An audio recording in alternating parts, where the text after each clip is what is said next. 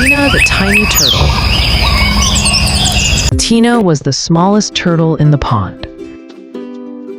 She couldn't swim as fast as the others, and sometimes she felt left out.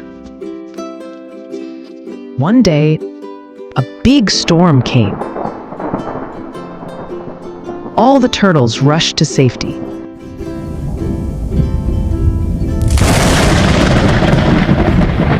But Baby Duck got stuck in the mud.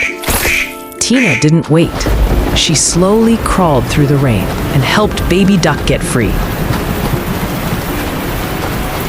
Don't worry, I'll help you.